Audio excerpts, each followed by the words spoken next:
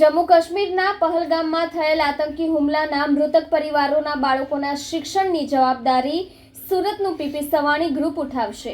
જમ્મુ અને કાશ્મીરના પહેલગામમાં થયેલા આતંકવાદી હુમલામાં 26 નિર્દોષ પ્રવાસીઓએ જીવ ગુમાવ્યા અને 20થી વધુ લોકો ગંભીર રીતે ઘાયલ થયા હતા। આ સમયે પીપી સવાણી પરિવાર આ શોકગ્રસ્ત પરિવારો પ્રત્યે ઊંડી સંવેદના વ્યક્ત કરી અને આ ભારે દુઃખની ઘડીમાં તેમની સાથે ઊભી છે। પીપી સવાણી પરિવારના મહેશભાઈ સવાણીએ આજે જાહેર કર્યું છે કે ઘરના મોભી ગુમાવી ચૂકેલા પરિવારની સાથે પીપી સવાણી પરિવાર ખભે ખભો મિલાવીને ઊભો છે। પહેલગામના આતંકવાદી હુમલામાં ભોગ બનેલા પરિવારના બાળકોના શિક્ષણની તમામ જવાબદારી અમે ઉઠાવીશું। આ પરિવારનું બાળક જ્યાં શિક્ષણ મેળવતું હશે અને જે બાળકને પીપી સવાણી શાળામાં કે તેની યુનિવર્સિટીમાં ઉચ્ચ શિક્ષણ મેળવવું હશે તો અમે તેની તમામ રહેવા જમવાની તથા શિક્ષણ સહિતની વ્યવસ્થા પણ આ પીપી સવાણી ગ્રુપ ઉપાડશે। ભૂતકાળમાં જમ્મુ અને કાશ્મીરના ઉરી હુમલા વખતે પણ શહીદ પરિવારના બાળકના શિક્ષણની જવાબદારી ઉઠાવી હતી તેમજ બીજા હજારો બાળકો પણ પરિવારના મોભીના જતા રહેવાથી શિક્ષણથી વંચિત ન રહે તેની જવાબદારી સવાણી પરિવાર ઉઠાવતું રહ્યું છે।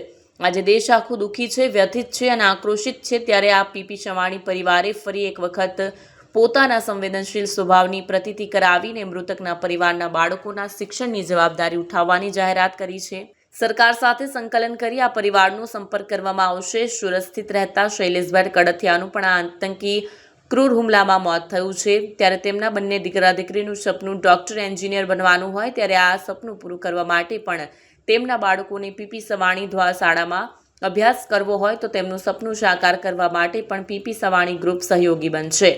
2 દિવસ પહેલા જમ્મુ કાશ્મીરમાં 28 લોકોને આતંકવાદીઓ દ્વારા મર્ડર કરવામાં આવ્યા અને એમાં અમારા સુરતના શૈલેષભાઈ કે જેમની સાથે અમારે 50 વર્ષથી પારિવારિક સંબંધ અને શૈલેષભાઈ પોતે પણ એક પીપી સવાણીના વિદ્યાર્થી।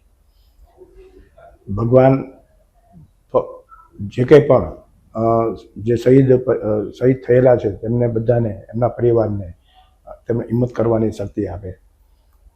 પીપી સવાણી પરિવાર પીપી સવાણી ગ્રુપ તરફથી જે કંઈ પણ લોકો આપણા ભારત દેશમાંથી જે શહીદ થયા છે તેમના બાળકો માટે P P Savani school, Gujarat board, CBSE board, international board, JEE, NEET અને પીપી સવાણી યુનિવર્સિટી જ્યાં સુધી PhD સુધી જ્યાં સુધી એમના બાળકોને અભ્યાસ કરવો હોય ત્યાં સુધી પીપી સવાણી ગ્રુપ તરફથી તમામના બાળકોને અભ્યાસ અર્થે દત્તક લેવામાં આવશે।